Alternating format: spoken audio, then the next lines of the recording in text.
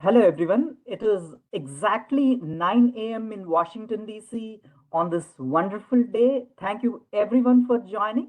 My name is Srinivas Gurajada from the PEFA Secretariat, and we have today Magali Kretman, Head of Governance in the French Development Agency, AFD, to chair this webinar today. France is a founding member of PEFA and is a big supporter of public financial management systems globally. I invite Magali to kindly chair today's webinar. Over to you, Magali. Thank you very much, Srini, and hello to you all. I am delighted to welcome all of you to this important webinar organized by the PEFA Secretariat. Today, we will look at PEFA assessments through a fiduciary lens to explore how the guidance on how to use PEFA, the fiduciary assurance developed by the PEFA Secretariat, works. We will also hear from development agencies on their experiences with fiduciary assurance mechanisms motivated by the intention of greater use of country PFM systems for routine development support. AFD and the French Ministry of Europe and Foreign Affairs are extremely pleased to grow and make transformative impacts on governments. Today, PEFA is known as the gold standard for assessing PFM systems. And as a founding partner of PEFA, we are very glad to see countries use the framework extensively for PFM reforms globally. About 750 PEFA assessments in 155 countries have been produced to date. This impressive track record provides solid evidence-based information on the quality of PFM systems and feeds PFM reforms around the world. PEFA is becoming the global PFM knowledge hub and supporting governments build strong ownership of PFM reforms. While the purpose of PEFA is primarily to support governments in strengthening PFM systems, it clearly has several other benefits. For example, strong PFM systems enable governments to move towards sustainable development goals. Furthermore, wherever PFM systems are sound, development partners are more likely to consider using country systems instead of developing parallel disbursement strategies. At the French Development Agency, we use fiduciary assurance assessments prior to each of our budget support operations. Each donor has, of course, its own assessment framework, but we at the AFD most positively use PEFA to better understand the fiduciary risk we might be taking through our budget operation supports. And according to our findings on the national budgetary and accounting procedures, we adapt the outline of our operations to mitigate risks. Our discussions today should help us compare and better understand our practices in assessing fiduciary risks through PEFA. I am therefore very glad to see the eminent panel today from the Asian Development Bank, the African Development Bank, the Inter-American Development Bank, in addition to the European Commission and the World Bank. Let us work together towards collaboration on fiduciary assurance, sound PFM systems, and good governance in countries. With this, I once again welcome you all, wish you excellent discussion, and request Serdar Yilmaz, Practice Manager in the World Bank, to moderate the session. Thank you very much, and over to you, Serdar. Great, thank you, Magali. As Magali introduced me, my name is Serdar Yilmaz. I'm new to your community. I'm a new practice manager within the Governance Global Practices, Public Finance and Procurement Unit, under which PEFA Secretariat sits. Today, my colleagues Antonio Blasco and Mona El-Chami are going to make us a brief presentation on PEFA Fiduciary Guidance, and then we are going to have a panel of discussions about their presentation and how PEFA guidance can be used in fiduciary assurance. Our first panelist is Eric Deschanmaker. Eric is joining us from the Director General for International Partnership at the European Commission. And our second panelist is my colleague Rajat Narula. Rajat is the Practice Manager at the Operations, Policy and Country Systems Vice Presidency of the World Bank. Our third panelist is Frank Muvula. Frank is the Director of Fiduciary and Inspection Department at the African Development Bank. And our fourth panelist is Sirivasan Yanar Danam, who is the Director of Financial Management and Procurement Department at the Asian Development Bank. And our last panelist is Santiago Schneider. Santiago is the lead financial management specialist at the Inter-American Development Bank. After the presentation and remarks by the discussants, we are going to have Q&A, and Shirin is going to provide a summary of discussions and closing remarks. With that introduction, I give the microphone to Antonio and Mona. Thank you very much, Serdar. Great greetings to everybody. Mona, I will start projecting, and then if you wanted to start. Hope that. Okay, thank you, Antonio. Thank you, Serdar. Happy to start this presentation. Good morning, good afternoon, good evening, everyone. My name is Mona Al-Shami, Senior Governance Specialist with the PEFA Secretariat. I believe most of you already know what PEFA is, but allow me to provide a refresher. PEFA means Public Expenditure and Financial Accountability. It was founded as a partnership in 2001 by the EU, IMF, World Bank, and the governments of France, Switzerland, Norway, and the UK.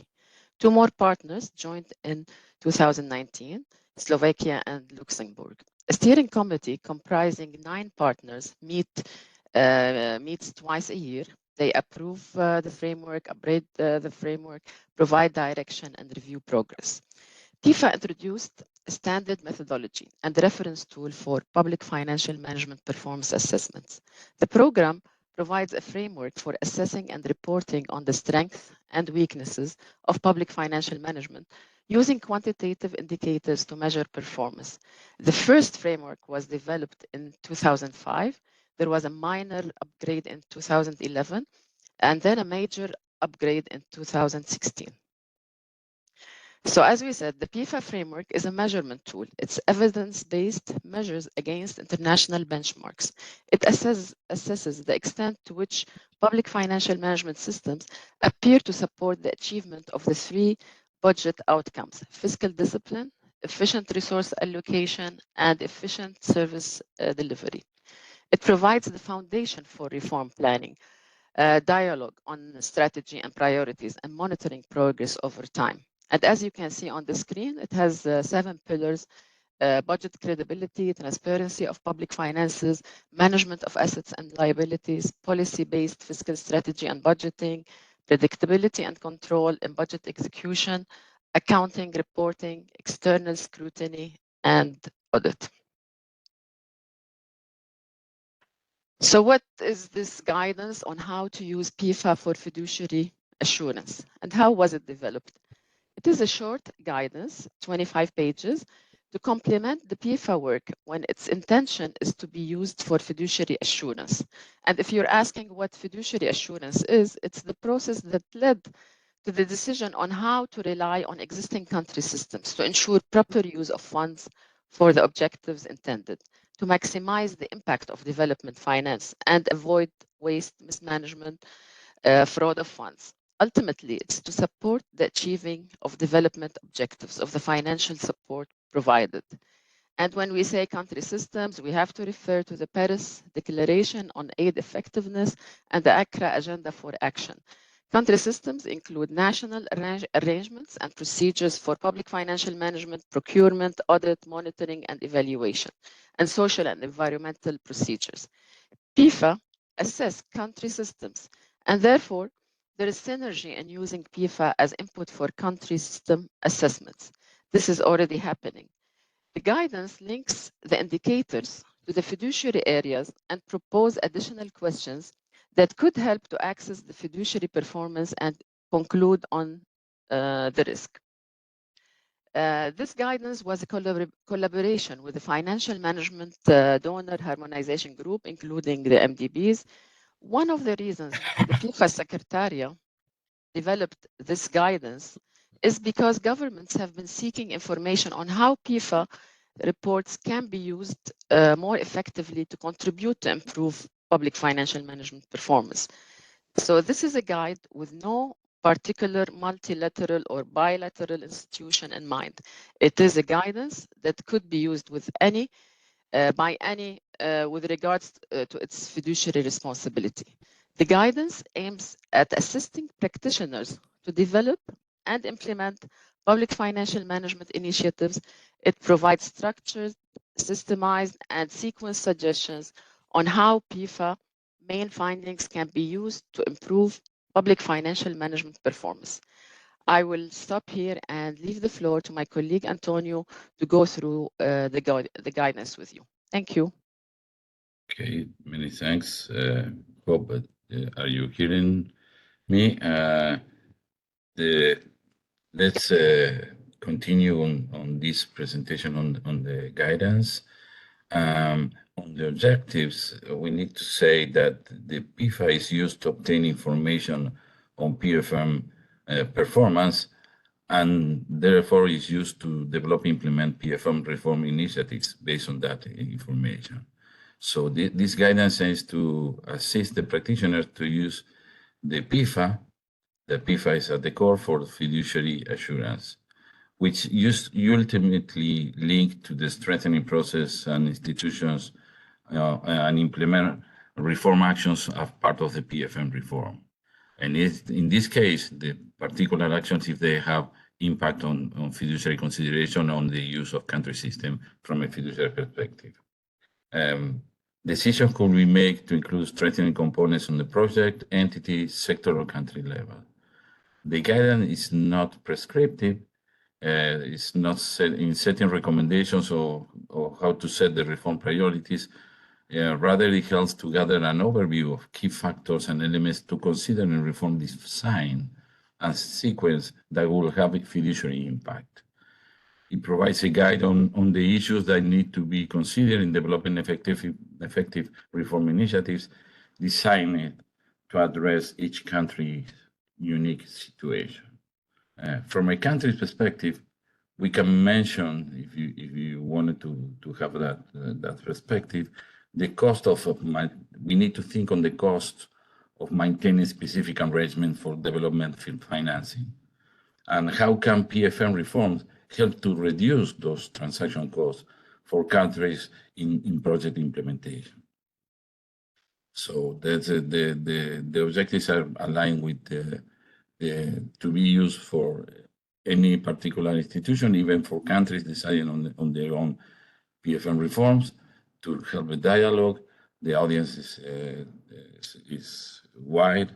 To help on the harmonizations, that's Mona was saying, the practices that PEFA is already been used by different development partners for their fiduciary reviews, and maximize and support the fiduciary work using PEFA reference.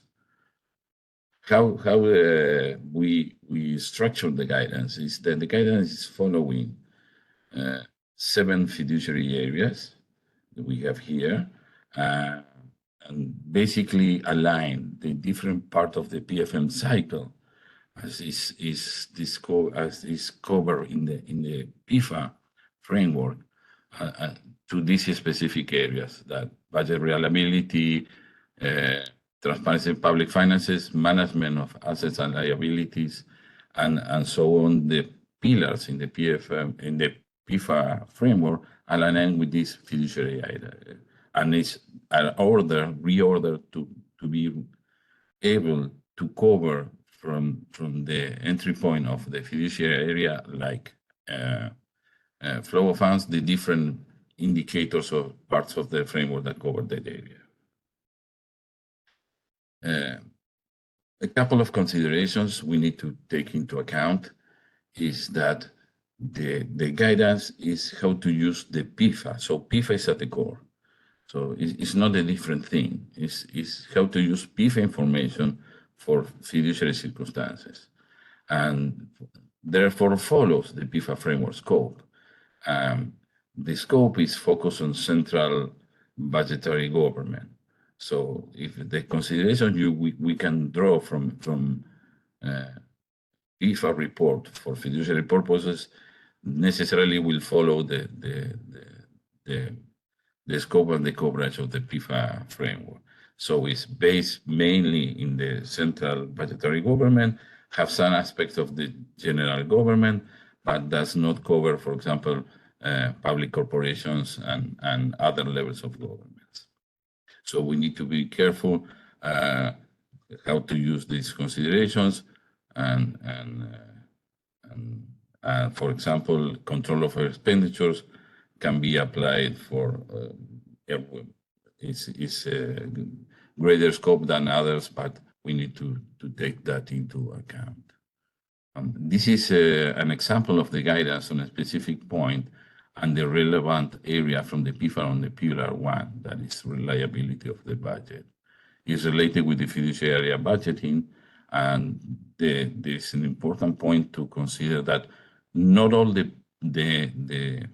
measure points, not all the dimensions, or not all the indicators in the PEFA framework are considered to have fiduciary implications. For example, it's very clear in budgeting the fiduciary consideration on the expenditure side rather than the revenue side. It's more for PFM reform, but not for fiduciary one. So in the guidance, for example, certain aspects like the revenues or the fiscal strategy are not considered part of or are not treated in this version of the guidance. And the other thing is that do not elaborate beyond the scope of the PEFA to help on identifying the different areas or different information we could draw from a PEFA exercise. We are providing as well in the guidance additional questions that could help the guidance the people using the guidance on identifying specific aspects with fiduciary consideration.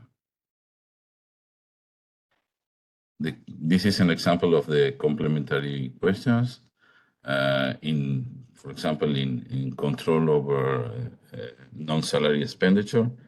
In this particular case, we have showing only 3 complementary questions of 10 we have in the guidance, but just to give you a small sense, a little bit of experience, how the complementary questions help you to identify the specific aspects during the specific dimension of the PEFA guidance. One thing is that also we prepare in the guidance is that a suggested format to identify the different information. And important, you will see, and this is the question we sometimes receive, you will see that there is a column for the PEFA score. And I would like just to make an alert you, all the audience, that we need to be careful because you cannot be mechanic that a certain score is related to a strength or a weaknesses right away from the score. And the example I could give you is, for example, having no arrears, that is a good thing, could be for being a very good, strong PFM system in place, but also could be that nobody gives credit to the government.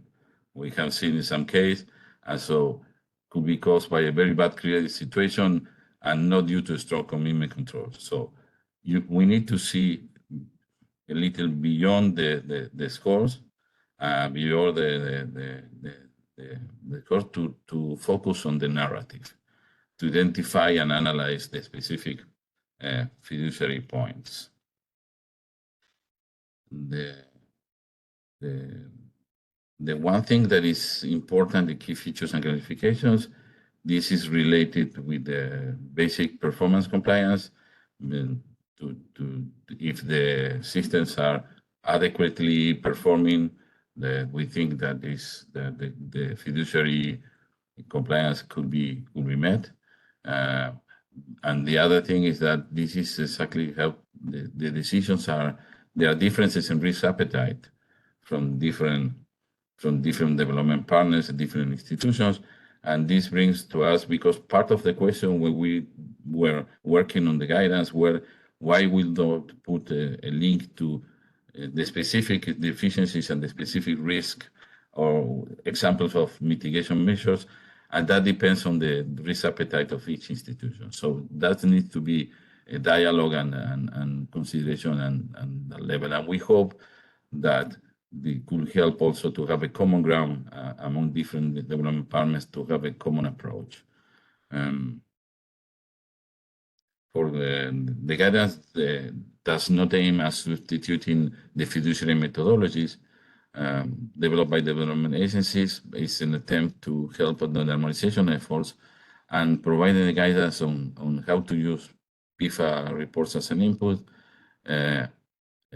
to really help them on the harmonization initiatives they could have in place. And with that, I think we pass the mic again to Serdar to continue with the panel. Thank you very much. Great. Thank you, Antonio, and thank you, Mona. Now I'm going to turn to the panelists, and we are going to start with Eric. Eric, European Commission is a major user of PEFA assessment reports, and you are a member of PEFA steering committee. Could you please share with the audience your reflections on the use of PEFA assessment reports in strengthening country PFM systems? Thank you, Serdar. Good morning and good afternoon, and thank you for the invitation to participate in this webinar. I think at the EU, we probably have a slightly different approach when we are talking about fiduciary risk and fiduciary assessment compared to development banks. This is really due to the very nature of our institution, and probably also the type of instrument that we use in relations with our third countries. We define a risk as any event or issue that could adversely impact the achievement of EU political, strategic, and operational. So our concern is not only financial, or not only for the operation, but also political and strategic. This is the nature of the EU, which is a political organization. And to address this risk, we have developed since a few years already a specific tool, which is called the risk management framework, that seeks to determine the tolerable level of risk that for a given activity in a particular country. And we do this analysis for all countries and all financing modalities, but having in mind, and I think that's important to highlight, that we provide grants and not loans compared to the development banks. It's a tool that also reflects the overall priorities of the European Union, namely peace and security, human development, climate change, what we call the Green Deal, the digital transformation, but also aspects such as migration. And we have developed this tool with 4 categories of risk on the political system, which covers rule of law, electoral process, human rights, freedom of press, and so on. A second one on sustainable growth that look at the macroeconomics, the vulnerability to shocks, the business environment, the trade policies, the employment policies. A third category is that really looks at sector policies, and it goes across the board to health, education, energy, the overall development strategy.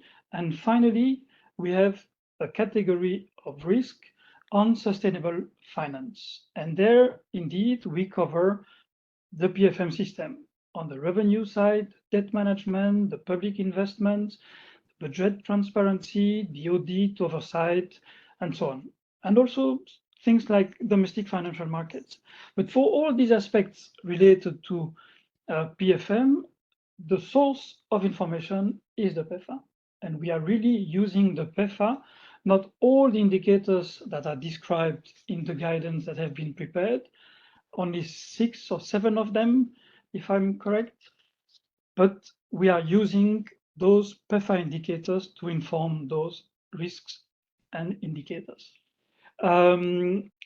We have 4 levels of risks: low, moderate, substantial, and high, a little bit like the score of the PEFA, ABCD.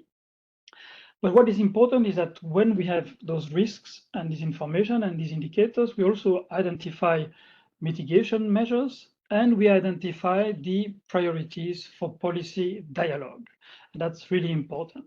We are trying to be forward-looking in our identification of risks, anticipate events to the extent possible. It's an exercise that we do every year, or more if in case of events. I mean, when there is a coup in the country, we obviously review completely our risk management framework.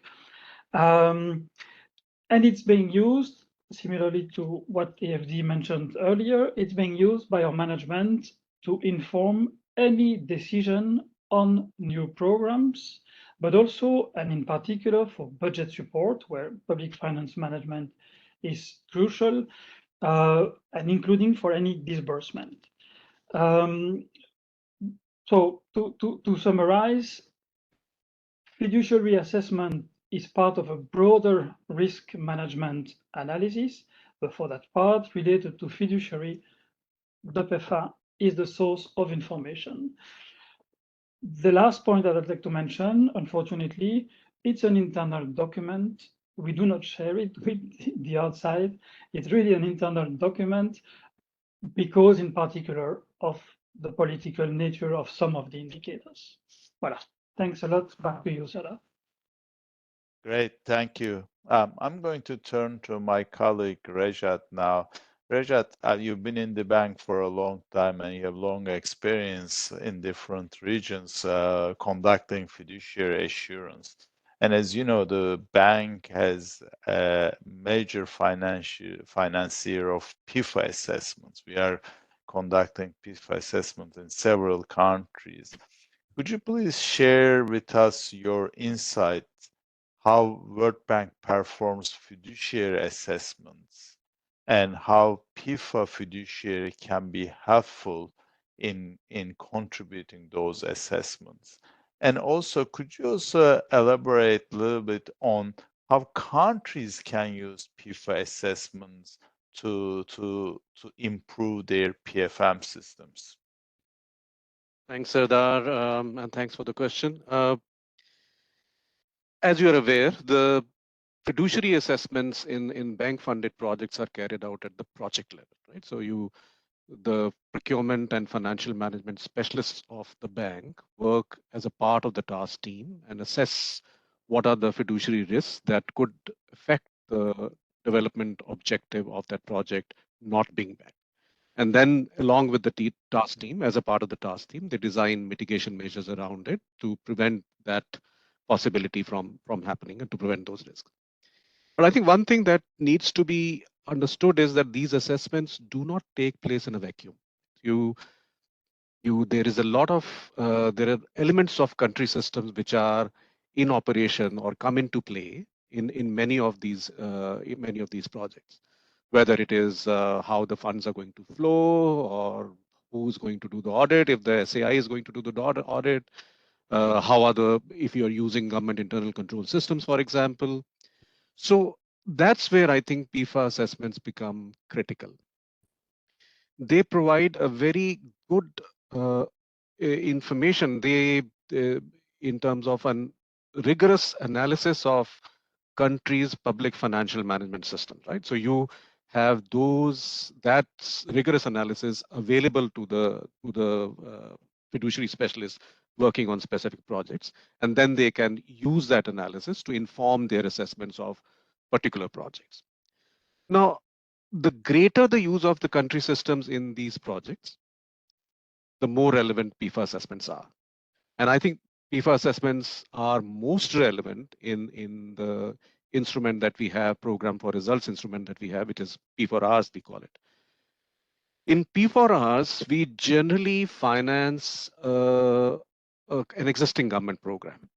So the relevance of the knowledge of the country's public financial management systems becomes even more relevant to the financial management and procurement specialists who are actually carrying out that assessment.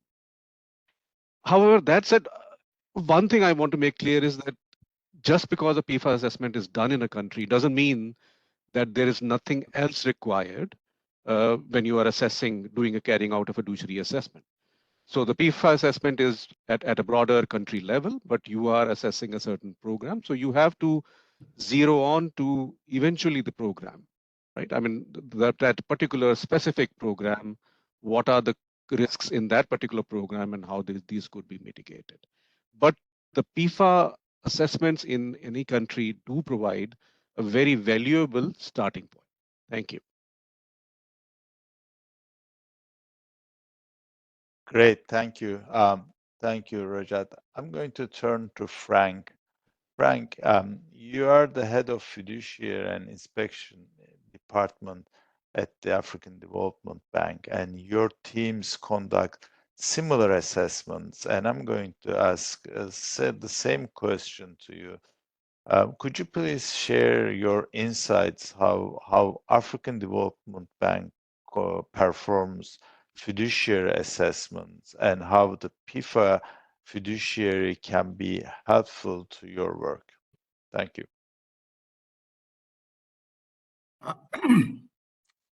First and foremost, thank you very much. And I would like to thank the PEFA Secretariat for developing the guidance.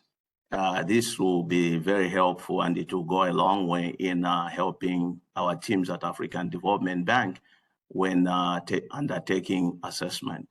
Now, turning to African Development Bank, the department that I head has a dual mandate.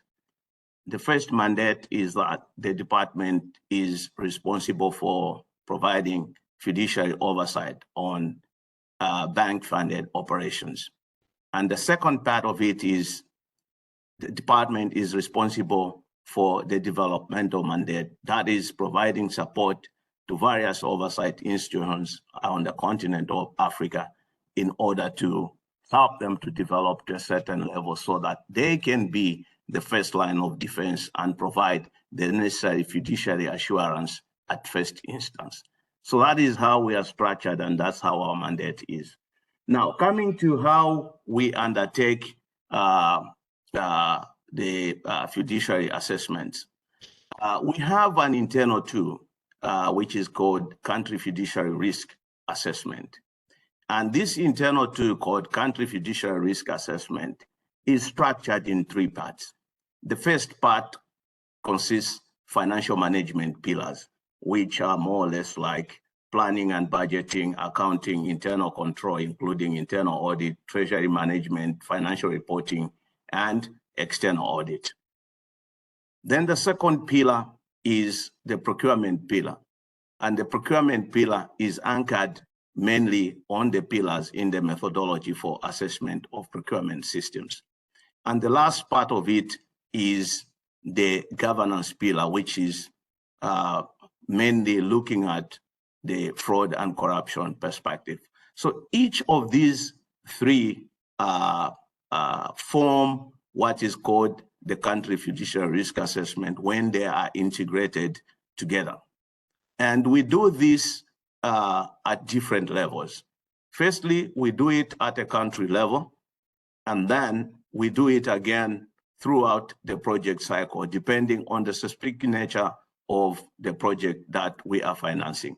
But more importantly, it is aligned to, we do the Country Fiduciary Risk Assessment when we are doing the country strategy paper, and it is also done when we are doing the, especially budget support, which can be either general budget support or sector budget support. Now, turning over to the fiduciary oversight, which is the first mandate of the department. This is more or less done throughout the project cycle in supporting the operations department on how they, to make sure that the projects are properly assessed and there's fiduciary assurance at all levels of the project. Now, coming to the PEFA, this has been a very important tool that the FM team, the financial management team, uses as input in when they are preparing the country fiduciary risk assessment based on the pillars that we have and we try to map the pillars that we have in our country fiduciary risk assessment to the pillars in the PEFA. So that is the way we use the PEFA, and it has been a very helpful tool. And African Development Bank has been financing some of the PEFA assessments. I think currently we are working with the government of Morocco in undertaking the PEFA assessment in Morocco. The second pillar, like I said, which is the procurement pillar, we work with the MAPS Secretariat hosted by OECD and the countries, and we are using mostly the methodology for assessment of procurement systems. And the last one, like I said, is the governance pillar, where we rely on either transparency index or Mo Ibrahim index to try and come up with the assessment of fraud and corruption issues. Then we aggregate these three pillars and come up with overall fiduciary risk assessment.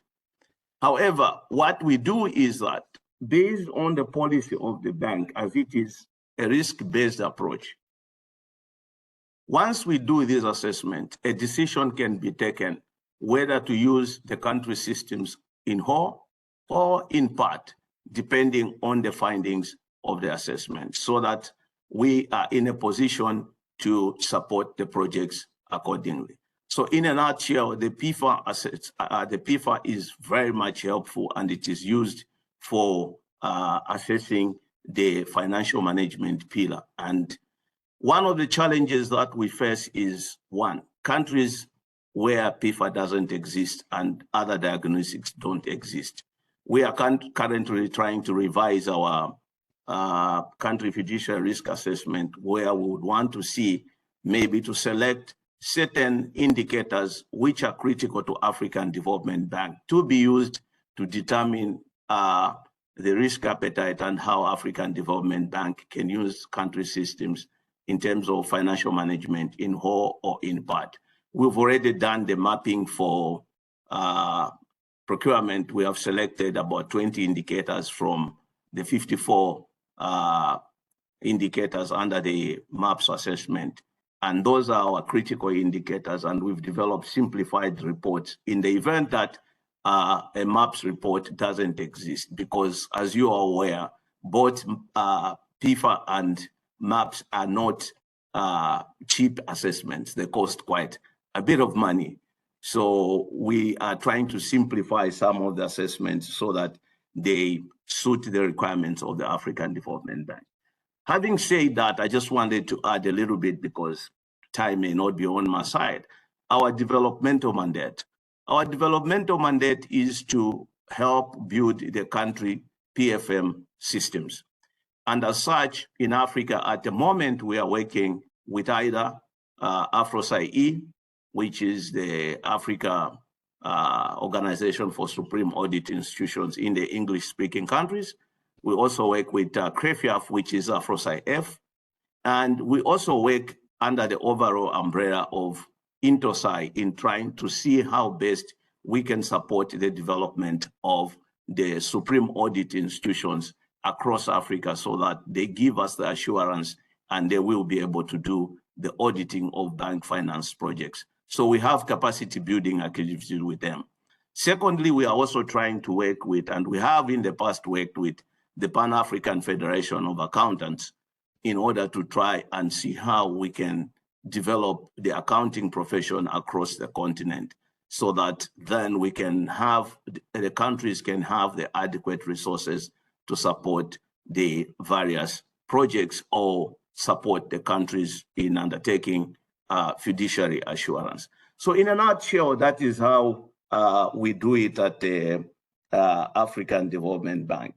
But one of the issues that we always face on the PEFA is the discussion of quantitative or qualitative way of using the information. But that's something which maybe we will discuss with Shireen when I get to Washington, maybe sometime later in the year, and see how we can pick it up and how we go forward on that. So in a nutshell, African Development Bank has an internal tool, that is country fiduciary risk assessment. We discuss with the countries, and based on the ratings, which is either the risk rating would be high, moderate, low, and then we will decide.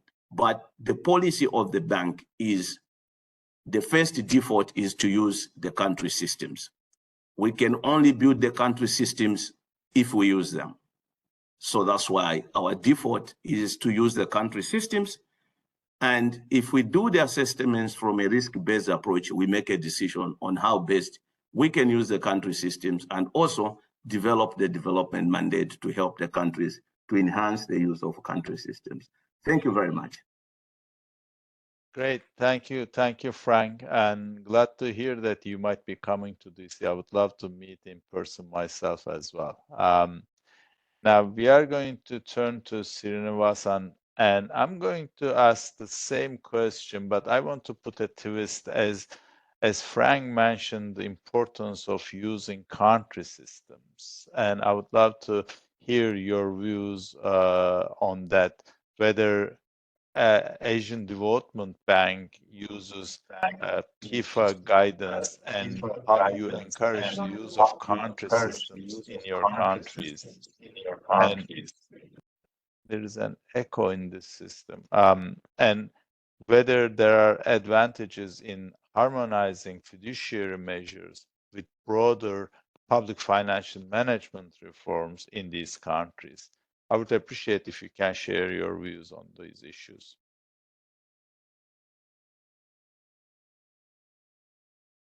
Thank you, Sardar. Good morning, good afternoon, good evening to everyone, depending upon where you are. From the ADB, as part of financial due diligence, we conduct a literature review. That is the first starting point when we go for any project appraisal. And this includes the most recent PEFA assessment, apart from the prior assessment in the ADB or our development partners. Where a project is to be implemented by a central government department, we can use PEFA assessments at the country level to understand the acceptability of the country PFM system for project financial reporting. In some cases, you also have subnational assessments, which can be of use if the entity is a subnational operator. However, one of the important features that we always have to keep in mind is that PEFA assessments are conducted once every 3 to 5 years, and they are not necessarily the most up-to-date as a finding, and therefore there is a need to update them before we can apply them to our particular situation. In principle, as Frank also mentioned, or Rajat also mentioned, ADB's objective is also to promote the use of country FM systems where possible. However, the decision to use a country FM system depends upon who is implementing the project and the modality that has been adopted for the ADB financing.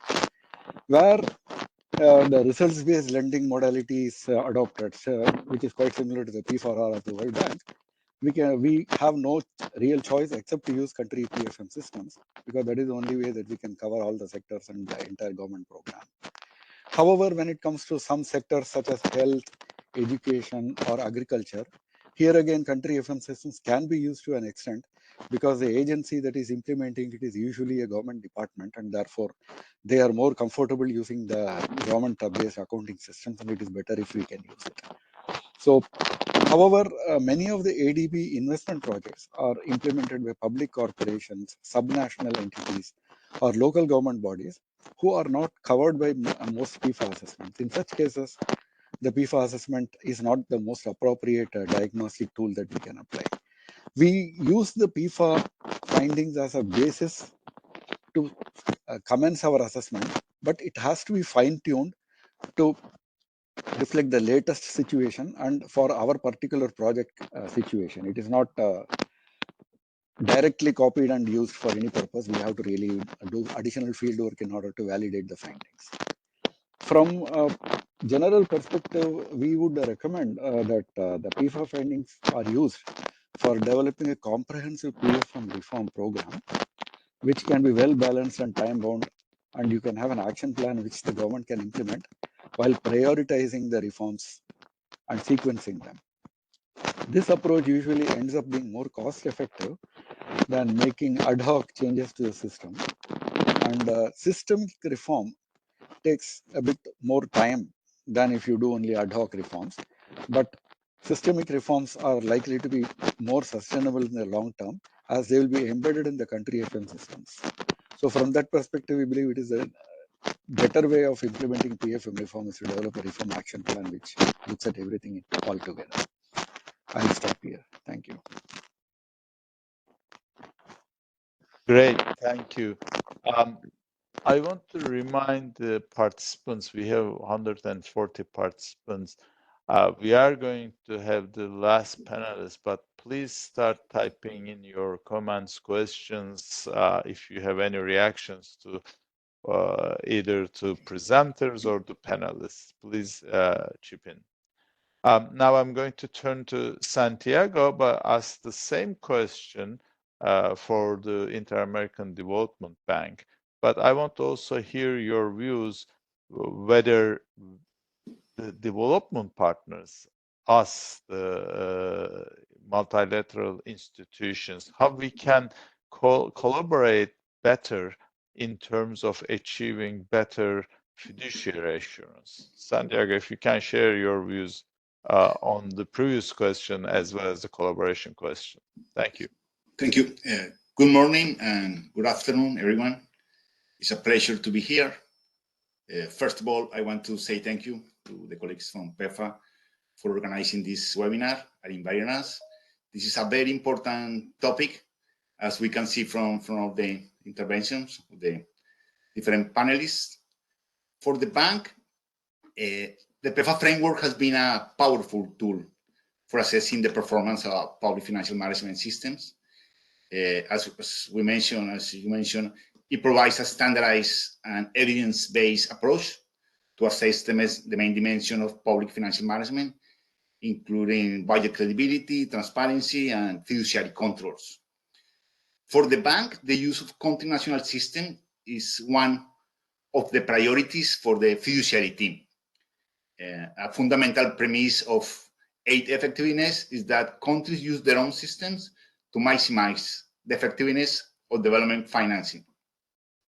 The bank, through the implementation of the strategy for the strengthening and use of country systems, has played an important role in supporting Latin American governments in the modernization of promoting the modernization and the strengthening the institutional capacity. With this, supporting the region its efforts to increase transparency and integrity. Through this strategy, the bank promotes the assessment of PFM systems and the strengthening of these systems for their use in the operation financed by the bank. We have our own methodology, which is based in PEFA.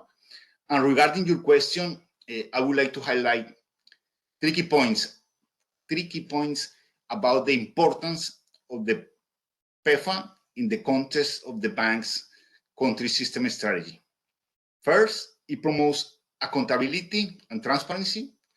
The PEFA framework serves as a signal of accountability and transparency for governments. By conducting the PEFA assessments, countries are required to review detailed information about their public financial management system. This not only fosters transparency within the government, but also enhances the trust of citizens and development partners in the utilization of public resources. As mentioned before, a transparent financial system is the foundation for effective governance and development outcomes. Second, alignment with country systems. PEFA methodology encourages donors and development agencies to work within the existing country systems rather than creating parallel structures.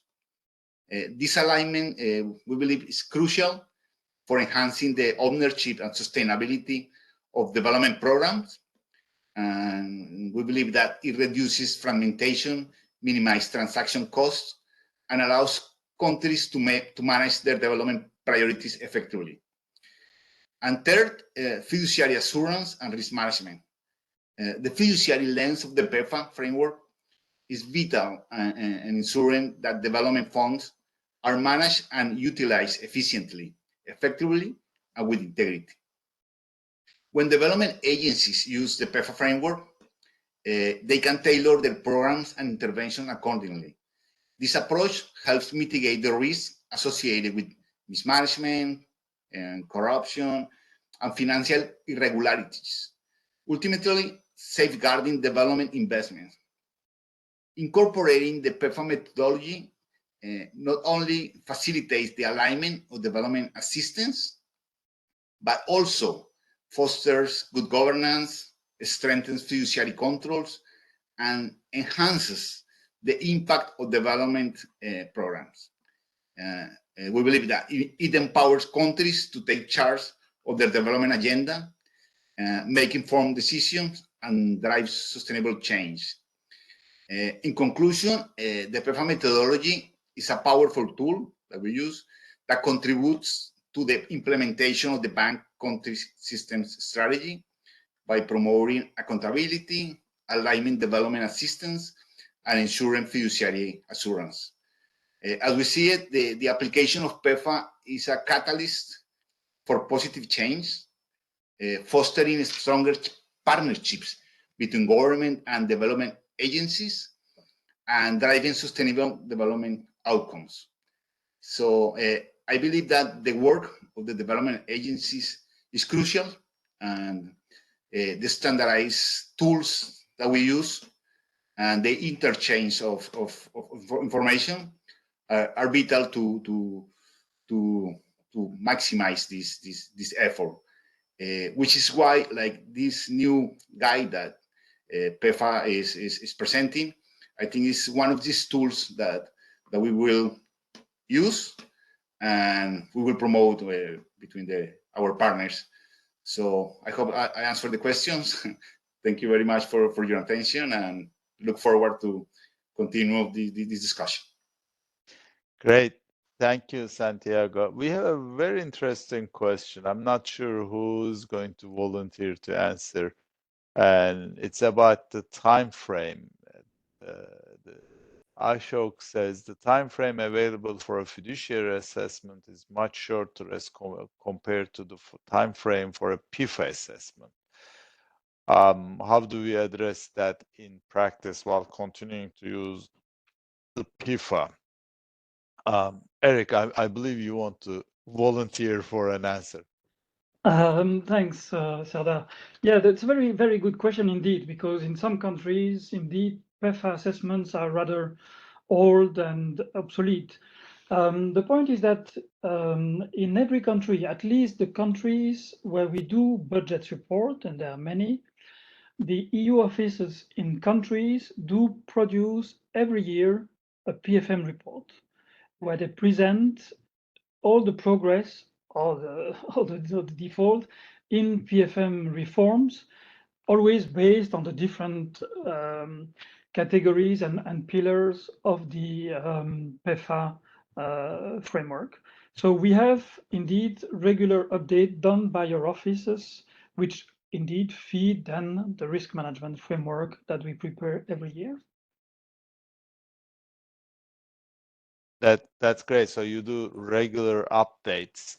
One of the questions I always wondered whether PEFA assessment in the context of lending, especially budget support lending, puts pressure on PEFA teams and the government side in terms of assessing favorably so that resources flow.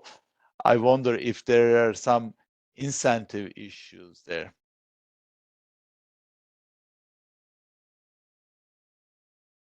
Any reactions? Now, if I may say a word, Please. I don't think that there is any pressure. What I've seen and our experience is that some countries try to delay a new PEFA assessment because they do realize that the progress achieved since the previous assessment are not sufficient enough, and so they prefer to delay the new assessment. And we are facing that in a number of countries, but I don't see pressure on assessors. And I mean, the advantage of the framework is that it's evidence-based. So you cannot really cheat and influence assessors. I think besides, Srini has yeah, you go ahead. Sorry, no, I just wanted to add that besides being evidence-based, as already pointed out, I think there is there's also a robust quality control around it. So I don't think this would be easy to fiddle with PEFA ratings. I think there is quality control around it. I should admit, even myself, I'm not a PFM community person in my past life, but I didn't know the PEFA check and the difference. And I discussed this with Srini in one of the countries that I was working on at the time. I read the PEFA report and I felt like but then apparently it turned out that it wasn't a PEFA check. So one of the issues maybe we have to strengthen is the communication, importance of that quality assurance at the end of the process, so that there's a big difference between PEFA check, PEFA assessment, and other types of assessments, especially done by the country governments as well. Srini has a point. Thanks, Sardar. So generally, when picking up from what Eric and Rajat said, from PEFA Secretariat, whenever a colleague from government, Ministry of Finance, working with a partner, or a colleague from a development partner reaches Secretariat on how to use, our default advice has been that PEFA, since it happens periodically every 4 to 5 years, one, make sure that we have current reports. Every 4 to 5 years, we do have a report. And in between that, amongst the 31 indicators, 94 dimensions, there are some which are much more important to be updated on an annual basis. So in terms of the learning by the country officials, they should have a metrics where they would monitor progress on particularly those aspects every year, though it would not go through a PEFA check, but they mimic in the country itself the practices that we use in the PEFA Secretariat for quality assuring a PEFA report, so that they have kind of a credible progress tracking between two PEFA assessments as such. And I see John commented also on the leading to PFM action plan. Yes, obviously, if a PEFA report the main outcome of a PEFA report is a PFM reform plan or action plan, and that action plan monitoring should naturally be dovetailed into the process of using the metrics used in the PEFA assessment itself. I think Santiago had his hand, but I have actually some radical views on that PFM action plan. To me, PEFA is, as we said at the beginning, is the gold standard, and the biggest utility of PEFA assessment is identification of the strengths and weaknesses of a country PFM system. Therefore, a new PEFA assessment should start from where the previous one had left. If the previous one had put together a reform action plan and an improvement in the country systems, and nothing happened in the intervening 3-4 years, there's a good chance that this PEFA report is not going to lead any reform as well. So I think we need to also go back and assess what happened with the last PEFA report, whether that report led to any improvements in the country systems. Santiago, do you have a? I saw your hand. Thank you. No, I just wanted to add to the comment before, and the importance of the quality control. We just had a meeting last week with the PEFA Secretariat at the bank, and we discussed it with all the specialists, like the fiduciary specialists at the bank and all the countries. And I think this is one of the main areas that where our work is important in ensuring that the quality control of the assessment. That was what I wanted to mention. Thank you. Thank you. there is now we have more questions trickling in. Srivasan, I think you had something. I see your hand, please. A very brief comment on your remarks, about this whole PEFA assessment and reform action plan. What you say is actually one of the issues that I have also seen in one country that I was looking at a PEFA assessment. It was going sideways. So there was a reform action plan, there was a reform strategy, and it was implemented. Considerable amounts of funds were invested in it.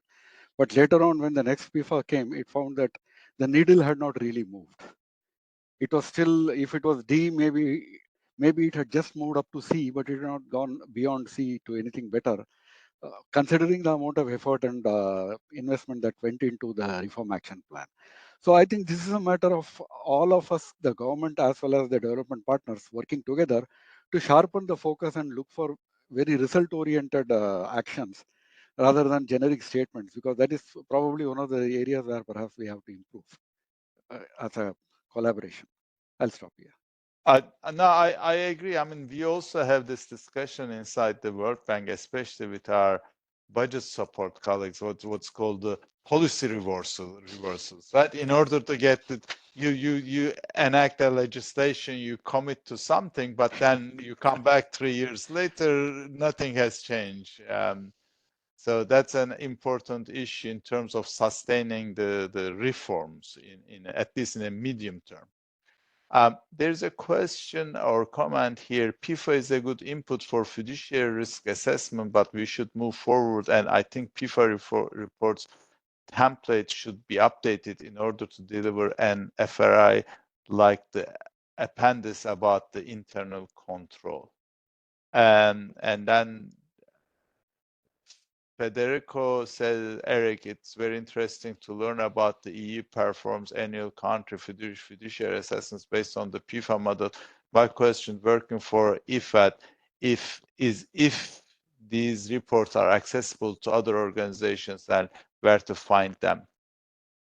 I think you said these are confidential. You don't share them with others, and even with other international organizations. No, we don't, mainly because there is an important political part in this risk management framework. Yes.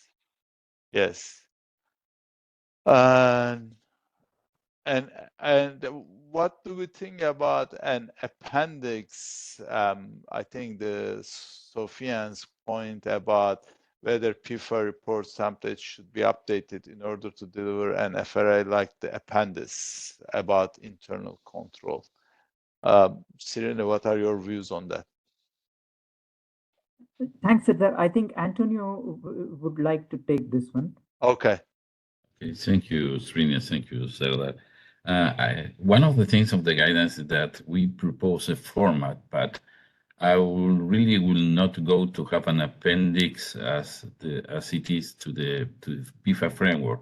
As we explained during the presentation, the PEFA framework has an objective of measure the PFM performance in the PFM system to identify strengths and weaknesses.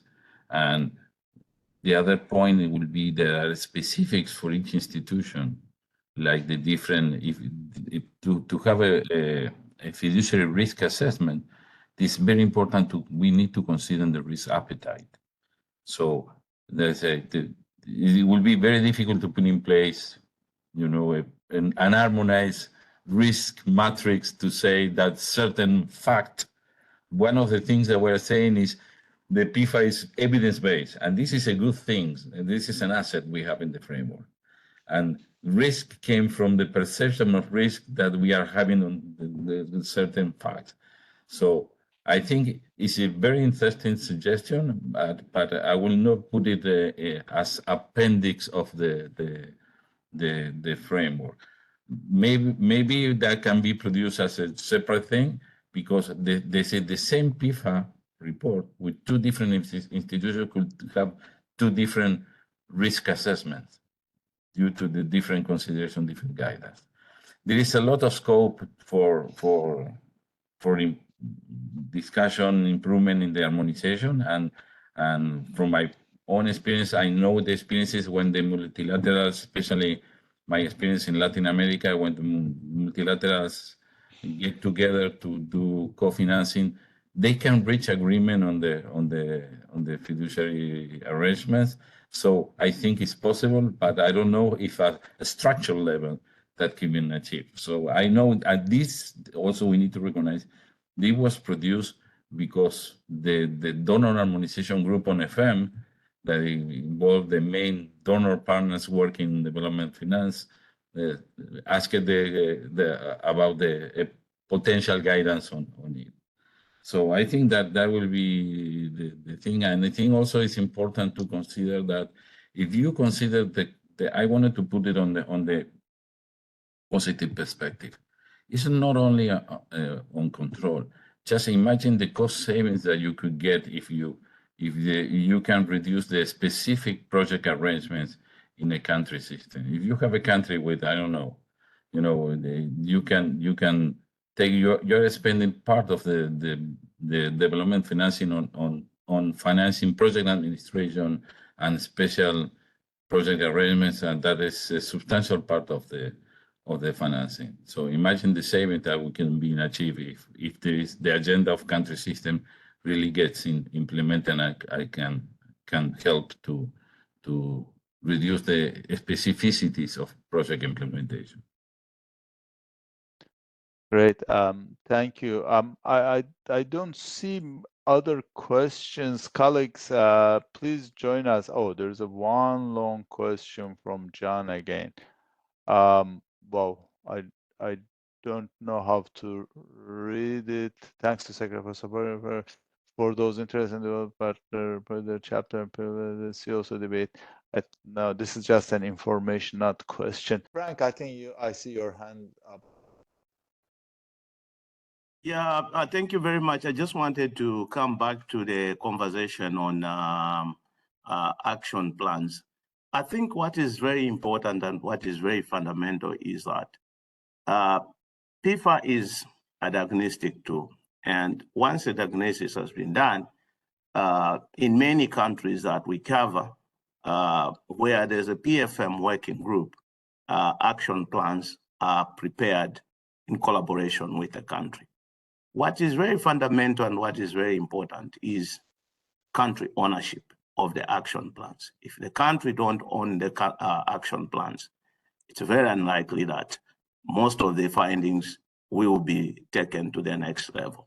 So on our part, what we do is that when we do things like budget support operations, some of the critical findings within the overall PFM action plan, we use them as triggers and measures for the budget support operation. That would mean it would compel the government to fulfill some of those requirements, which are very critical as findings before a budget support operation can disburse. So it is one way of trying to encourage the countries to have country ownership. But at the same time, if there's no country ownership, then when you are doing budget support operations, you can select certain items from the PFM action plan to be used as triggers and measures in budget support operations. That's how we try to do it and help the countries. In addition to that, then we provide the necessary support financially to address some of the issues that require financial support. Yeah, that's an important issue, the ownership, country ownership of any kind of reform. This is particularly relevant for public sector operations, whether it's PFM or civil service, any kind of reform. And unfortunately, there is no assessment for the country, assessment tool for the country ownership. I wish we can develop one. I am, please come in, Santiago. Hi. Well, I just want to make a comment related to what was discussed. And I believe that we're promoting the strengthening of national financial management systems. It requires not only the existence of universal evaluation tools, as PEFA, as we mentioned, but also the recognition of the results by the different international financial organizations. And I think that all this effort that we're doing and PEFA is doing in creating new tools and new guidance is taking us there. And I think that's the right path to start getting that recognition of the results of the tool. So every improvement that we are doing on this guidance, on the tools, will lead us to that objective. Just wanted to point out. Great. Thank you for that. I think I'm going to. Oh, there is Louis came in without saying PEFA assessment should be required as a mandatory. All right, there's an interesting comment from Louis. Not all countries have conducted PEFA assessment, so when conducting fiduciary assessments, we have to consider other sources of information relevant for particular project and financing instruments. Without saying that a PEFA assessment should be regarded as mandatory precondition for development financing, how could development partners promote the use of PEFA not only for fiduciary assurance, but also support countries to improve their country systems beyond development financing? That's a $60 million question, I suspect. I'm going to put that question to Rajat, who seems wise enough to have insights on this issue. Oh, I wish I did, Sardar. But I think it's at the end of the day, it boils down to the ownership, right? I mean, if there is no interest on the part of the country in undertaking a PFM reform, then any number of diagnostics, any number of analytical work is not going to get you anywhere. So I don't think there can be a very clear connection there, right? I mean, if there is interest, then the dialogue is rich. Several things can be done. Several milestones can be accomplished. But if there is no interest, then I think maybe that's where we need to pull back a little bit in some of the countries where we know the dialogue is not going forward, and investor resources where the dialogue is. So one thing I think in addition, I mentioned our P4R instrument and how in undertaking assessments for P4R assessments, PEFA assessments are particularly relevant, right? But I think the P4R's instruments have also played a role in furthering the PFM reforms in countries, given that these are broader, they are covering the entire ministry or entire program. They have led to notable improvements in the public financial management systems. So it's a two-way thing, right? I mean, on one hand, the assessments give information to and knowledge to assessments, but then these products themselves can lead to better results. No, thank you. For those of you colleagues, P4R is the most recent World Bank lending instrument. It's program for results, and in your language, it might be like budget sector operations. So we pick a particular sector, and then we look at a reform program, and we use country systems in putting money into financing that program and achieving results. But that's the most recent, and we are trying to move away from traditional ring-fenced operations towards more country systems. Anyhow, I think we are coming to an end, and I'm going to ask Srini to make us some closing remarks, but I'm going to put the PEFA Secretariat team to a task. Maybe they can develop a new assessment tool for ownership, to assess the ownership of countries in PFM reforms. Over to you, Srini. Thank you very much, Sardar. And this has been a fantastic webinar. I wouldn't really dare to summarize all this rich conversation in the next couple of minutes, and that's not what I would try to do, but maybe actually add a couple of context around the discussion. But I'm picking up on also Louis' comment while I'm summarizing. So shouldn't PEFA focus on country PFM systems and not fiduciary?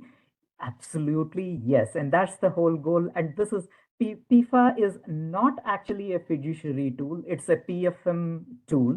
And it's always, we have seen it as a PFM tool only.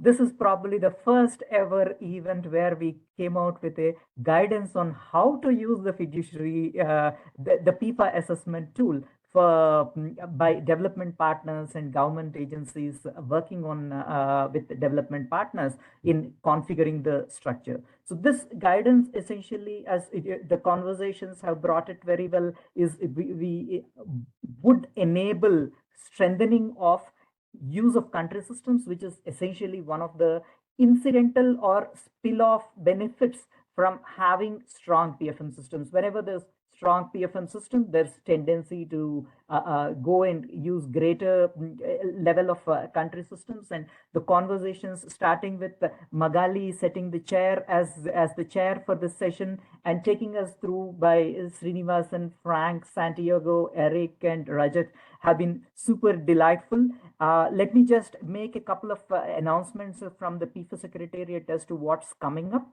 So some of there is one comment which came up also about the format of the reports. We actually slightly adjusted the format of PEFA assessment reports, and this is going to be coming out onto the website pretty soon as such. This number one, this has been endorsed by the steering committee. It's a light touch adjustment of only the format as such and doesn't substantively change the whole process. We recently produced what we call the stock taking of public financial management tools. So how many PFM tools are there in the world and what are they being used around? So PEFA as the gold standard, overall broader framework, and there are several deep dive tools, several tools also covering different aspects of broader agenda. So I posted a link of this publication on the PEFA on the chat here, and we'll be soon doing an event around this, and I'll invite all of you to look at the PEFA channels and join us for that event as well. Following that, we would also have what we do every couple of years, the global report on public financial management. So the new report is in the cooking and it should be coming up pretty soon for everyone. So with that, I thank everyone and thanks Sardar for moderating the session, and wonderful seeing all of you. Thanks also to my colleagues in PEFA Secretariat who presented and also worked around both in the PEFA Secretariat, and also Mark, Ludmila, and several other colleagues outside PEFA Secretariat who collaborated with Nine, Sylvia, Ashik, and all others. Thanks, Antonio. Thanks, Mona, for the brilliant presentation. Thanks, all panelists, and have a wonderful day.